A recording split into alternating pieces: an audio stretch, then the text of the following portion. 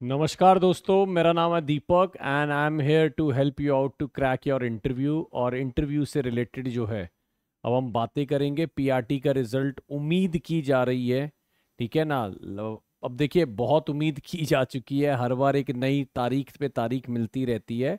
But yes, October last तक उम्मीद पूरी की जा रही है। इंटरनल ट्रांसफर्स चल रहे हैं और सारी चीज़ें क्लैरिटी हो रही है। तो उम्मीद की जा रही है कि इस मंथ के अंत तक रिजल्ट आ जाना चाहिए और जितने भी लोग सेलेक्ट होंगे उनको जल्दी से जल्दी इंटरव्यू के लिए बुलाया जाएगा, है ना। और उम्मीद है कि टीजीटी पीजीटी का रिजल्ट भी डिक्लेयर जल्दी हो जाएगा। तो मैं आपकी साइड बाय साइड इंटरव्यू की तैयारी अब शुरू करवा दूंगा। और मैंने आपको 20 क्वेश्चन पहले बताए थे कि जो हमें तैयार करने चाहिए। अब उनके आंसर्स के साथ मैं आपके सामने आया हूं और I will let you know about the answers of those questions, है ना। मेरा टेलीग्राम ग्रुप है इंग्लिश बाय दीपक सर, आप सब लोग चाहें तो उससे जुड़ सकते हैं। English by Deepak sir, right, ये ध्यान रखिएगा। इंग्लिश बाय दीपक सर मेरा टेलीग्राम है, आप सब लोग जो है उससे जुड़ सकते हैं, ठीक है। आइए पहला क्वेश्चन हम देखते हैं। Tell me something about yourself. मैं थोड़ा साइड हो जाऊंगा।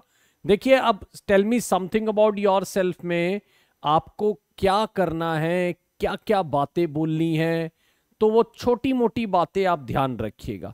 सबसे पहले आप अपना नेम शुरू करिए। हाँ, ऐसे मत करिएगा माई सेल्फ दीपक, ये गलत है ना। तो आप ऐसे मत बोलिएगा माई सेल्फ दीपक, वो गलत हो जाएगा, है ना। आप ऐसे बोल दीजिए आई एम दीपक, या जो भी आपका नाम है, मैं अपना नाम लेके ले रहा हूं, ठीक है, ये ध्यान रखिएगा।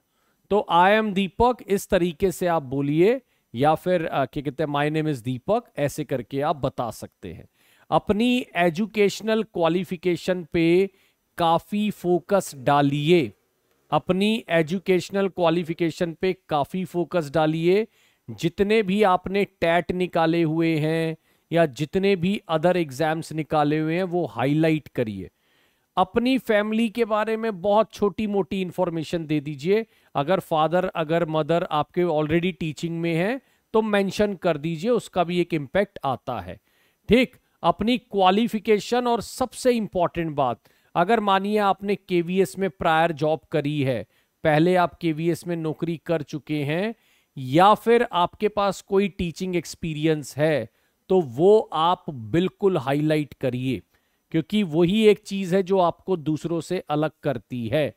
अपनी क्वालिटीज के बारे में बता सकते हैं चाहें तो, और अपनी अचीवमेंट्स के बारे में बता सकते हैं।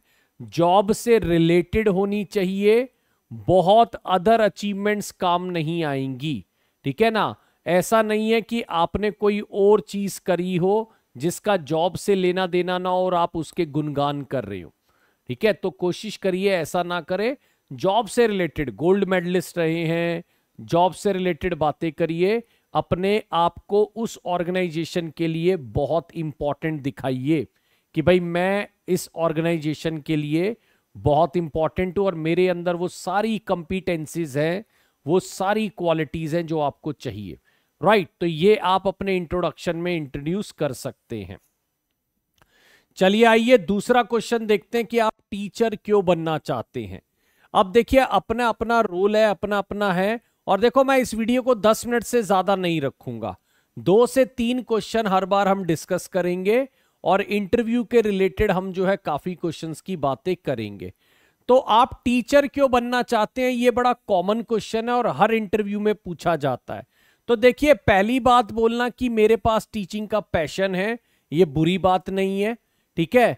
मैंने टीचिंग करने के अलावा कुछ सोचा ही नहीं, है ना। मैं मतलब मेरे दिमाग में टीचिंग के अलावा कुछ आता ही नहीं।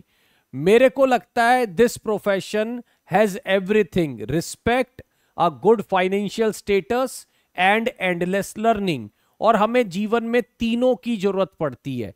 हम अपनी रिस्पेक्ट से भी कॉम्प्रोमाइज नहीं कर सकते, हमें एक अच्छा फाइनेंशियल स्टेटस भी चाहिए, वो भी हमारी एक जरूरत है, और हमारी जॉब बोरिंग ना हो, तो इसलिए इसमें एंडलेस लर्निंग भी है। आप चाहें तो next to next level achieve कर सकते हैं।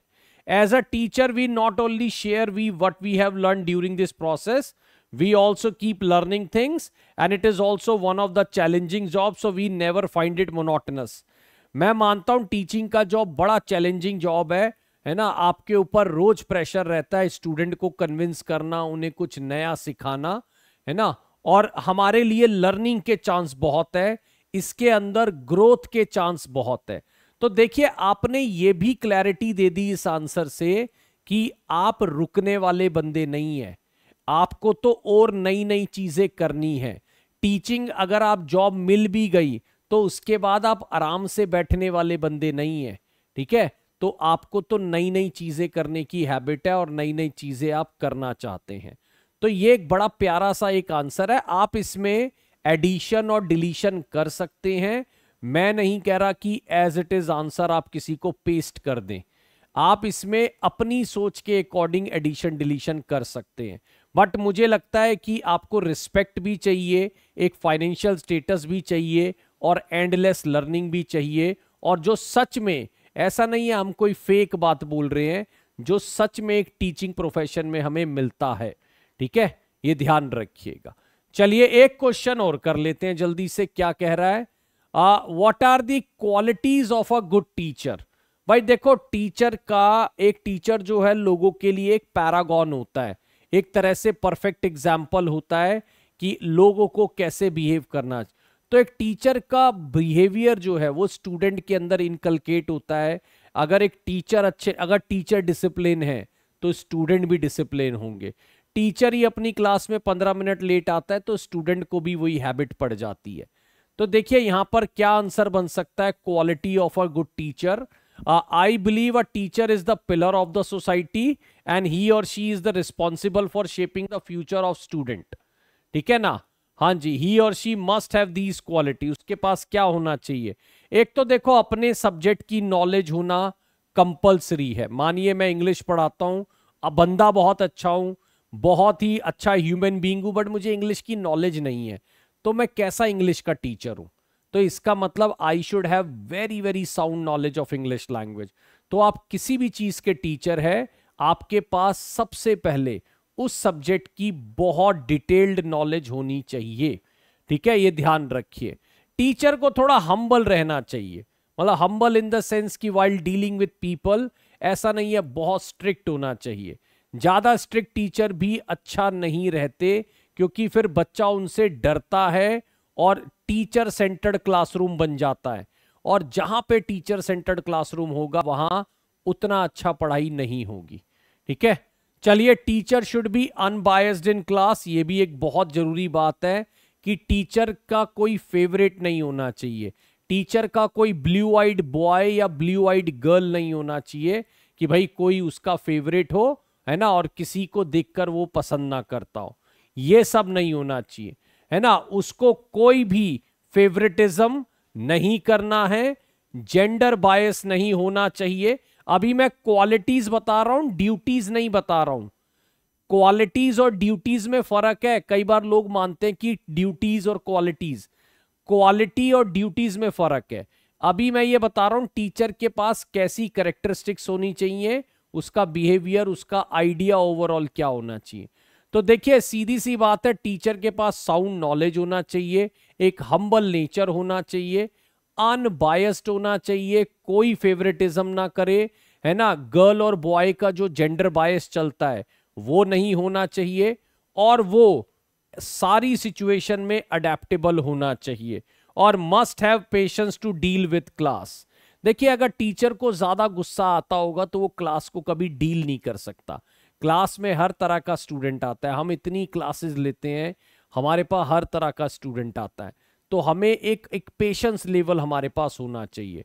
तो टीचर के पास वो पहली बात तो हर सिचुएशन में ढल जाए, मतलब अगर कहीं पे बड़ी अच्छी जोली क्लास है तो ऐसा नहीं टीचर सीरियस ही रहता है, और कहीं पे कुछ सीरियस बातें हैं तो वहां पे उस तो अडेप्टेबल होना चाहिए, और एक अच्छा खासा उसके पास पेशेंस होना चाहिए, राइट। तो दोस्तों मैंने 3 क्वेश्चन आज डिस्कस करे कि आप अपना इंट्रोडक्शन में क्या बताएंगे, ठीक है।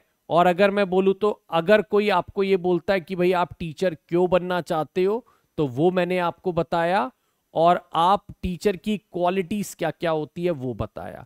तो मेरे साथ जुड़े रहिएगा, ठीक है, और कनेक्ट रहिएगा। इंग्लिश बाय दीपक सर मेरा टेलीग्राम है, तो आप सब लोग मुझसे कनेक्ट हो सकते हैं और हम लोग धीरे धीरे तैयारी स्टार्ट कर चुके हैं और अब इस केवीएस इंटरव्यू की तैयारी को हम आगे जारी रखेंगे। जो भी मैं बातें बोल रहा हूं उसमें एडिशन और डिलीशन आप अपनी सोच के अकॉर्डिंग कर सकते हैं। अगर आपको लगता है ये पॉइंट ज्यादा अच्छा है तो डालिए, नहीं लगता है तो हटा भी सकते हैं। राइट? हाँ जी, चलिए, thank you so much, bye bye everyone, my name is Deepak, है ना। Thank you everyone.